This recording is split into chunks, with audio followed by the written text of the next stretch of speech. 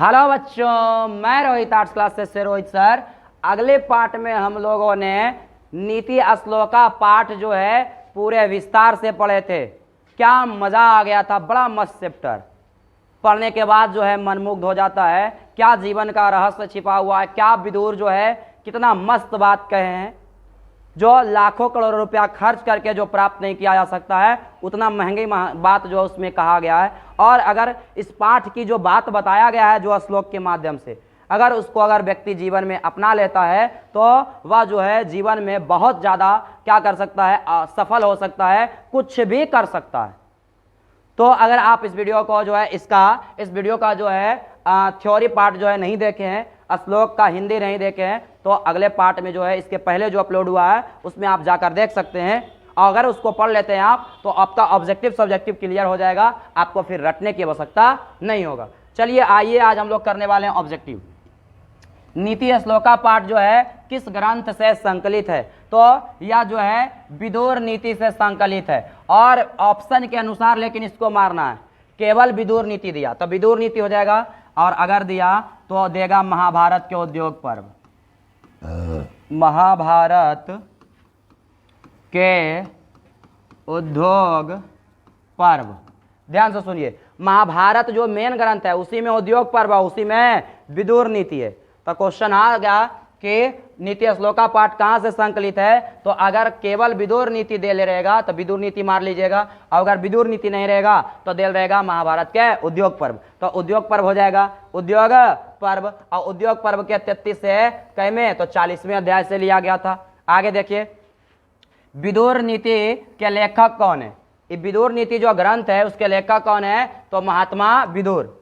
महात्मा विदुर जो थे कौरव पक्ष में धृतराष्ट्र जो थे उनके महामंत्री थे, यानी युधिष्ठिर जो था उसके भी मंत्री थे। कौन, तो धृतराष्ट्र, ठीक है ना, सॉरी महात्मा विदुर। धृतराष्ट्र के जो महामंत्री थे महात्मा विदुर, युधिष्ठिर के भी जो है मंत्री थे एक तरह से। कौन, महात्मा विदुर।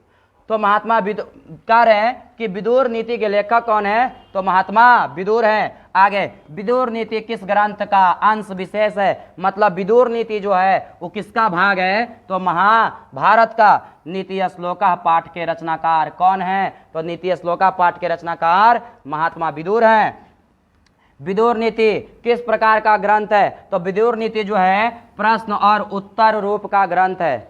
प्रश्न और उत्तर रूप का ग्रंथ है, क्योंकि धृतराष्ट्र जो है युधिष्ठिर के पिता, जब युद्ध कौरव और पांडव के बीच नजदीक आता है तो धृतराष्ट्र अपने महामंत्री विदुर से कुछ प्रश्न पूछते हैं, और प्रश्न पूछते हैं धृतराष्ट्र और उसका उत्तर देते हैं महात्मा विदुर। और वही जो प्रश्न उत्तर है उसको लिखते लिखते एक ग्रंथ के रूप में तैयार हो जाता है। तो वो प्रश्न करते हैं धृतराष्ट्र और जवाब देते हैं महात्मा विदुर, तो उसी को विदुर नीति कहते हैं। तो विदुर नीति जो बन गया क्या, प्रश्न और उत्तर रूप का ग्रंथ। नीति श्लोका पाठ महाभारत के किस पर्व से लिया गया है, तो अभी बताए उद्योग पर्व से। महाभारत के किस पर्व से लिया गया है, तो उद्योग पर्व से लिया गया है। अगला श्लोक देखिए क्या कहता है, अगला क्वेश्चन देखिए। अगला क्वेश्चन कहता है कि महात्मा विदुर कौन थे, तो महात्मा विदुर जो थे धृतराष्ट्र के महामंत्री थे। महात्मा विदुर जो थे धृतराष्ट्र के महामंत्री थे।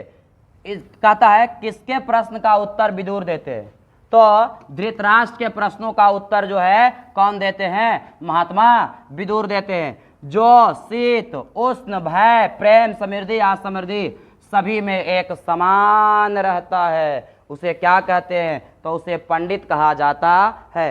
कौन सबसे श्रेष्ठ है, तो एक धर्म ही सबसे श्रेष्ठ है, धर्म।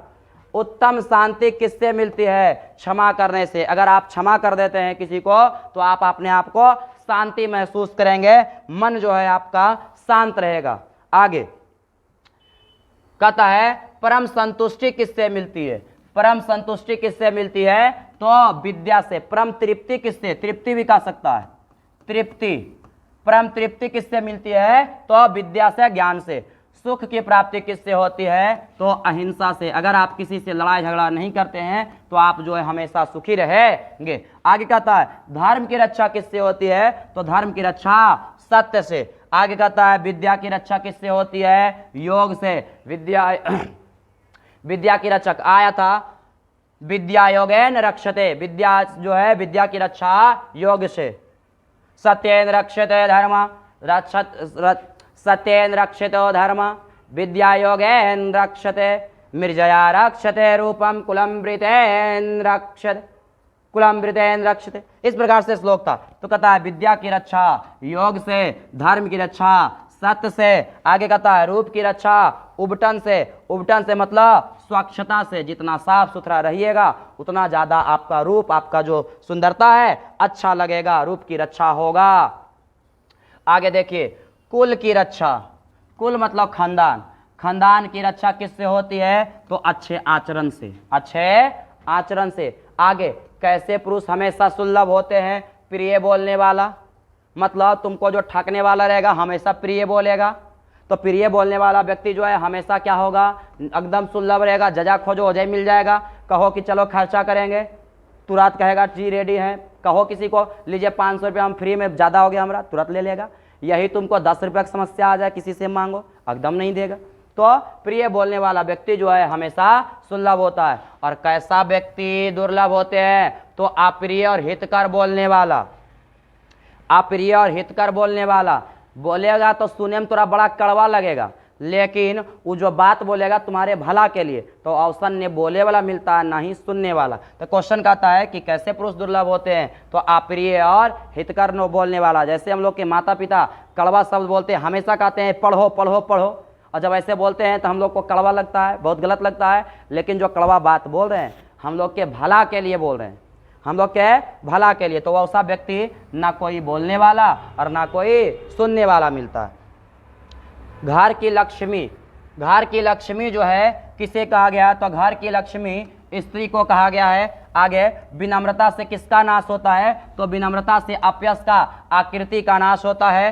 पराक्रम से किसका नाश होता है? तो अनर्थ का नाश हो जाता है। अगला क्षमा से किसका नाश होता है? तो क्षमा करने से क्रोध का नाश होता है। अगर आप क्षमा करते हैं नित्य प्रतिदिन तो आपका क्रोध का नाश हो जाएगा।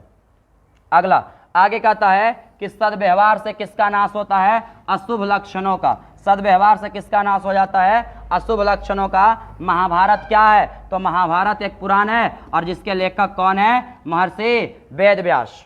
महर्षि वेद व्यास। पुराणों की संख्या 18 आई, गलती से हो गया है। पुराणों की संख्या कितना है? तो 18 है। नीति श्लोका पाठ महाभारत के किस अध्याय से संकलित है? तो 33 से 40, 33 से 40। उसके बाद नीति श्लोका पाठ में कितने श्लोक है? तो आपका 10। ये हमारा हुआ ऑब्जेक्टिव। याद करने के लिए आपका जो सेट है ऑब्जेक्टिव, इसको भी देखते हैं एक बार। सॉरी 2 नंबरिया